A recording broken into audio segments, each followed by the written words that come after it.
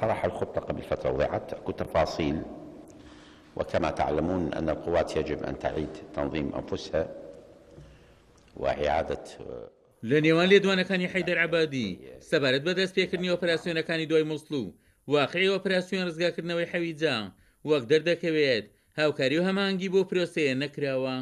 حکوومەتی عراقی گوایە هەموو ئامادەکاریەکانی کرد بۆ دەستپێکردنی ئۆپراسیۆنی ڕزگارکردنی تەلعەفەر و حەویجەش، بەڵام تا ئێستاکانە ئێمە هیچ ئاگامان لەو ئۆپراسیۆنە و هیچ ئاگادار نەکردەوە، هیچ معلوماتێک زانیاریەکشمان لەسەر نییە. هێزی پێشنگ کوردستان بۆ خۆی پێشتر پلان و نەخشە هەبووە، وەر کاتێکش ئەگەر حکوومەتی عراقی دەست بە ئۆپراسیۆنی حەویج بکە بێگومان پێشمەرگە زۆر بە کاریگەرانە بەشداری تیاداکات و نەخشە و پلانی خۆ هەیە و بە ئامانجی لەگەڵ هێزەکانی هاوپەیمانانە.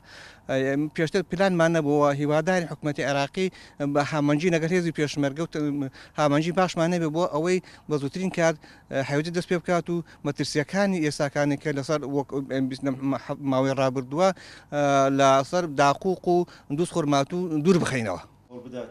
قیادی سیاسی کورد ڕاکێشی بۆ ئەوەی کە شارەزایکی بواری سەربازیش ڕەتی دەکاتەوە حکوومەتی عێراق بتوانێت لە یەک کاتدا بەرەی شەڕ لە تەلعەفەر و حەویجەش بکاتەوە وەک فەرماندە عێراقیەکان باسی دەکەن.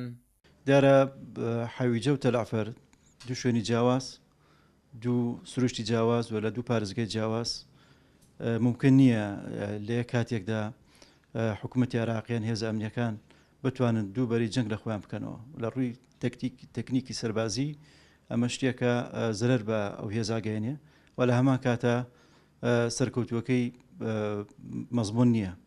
بۆیە ئێمە بینین بەداخەوە هەندێک ئەو لێدوانێک کە ئەدرێت لەلایەن هەندێک لە فەرماندەکانی هێزەکانی عێراقەوە زۆر نامەنتەقیە و ڕسمیەتی پێوە دیار نییە و جارنەجارێک بۆ ئەوەی کە فشارێکی سیاسی بخەنە سەر سنووری کەرکووک و هەندێک لەو شوێنانە دایمەن هەوڵەدەن کە ئزدیواجیەت دروستکەن لە قسەکانیان و ئێمە ئەبینین کە بەڕاستی دواخستنی ئازادکردنی شارۆچکەی حەویجە کارێکی سیاسیە.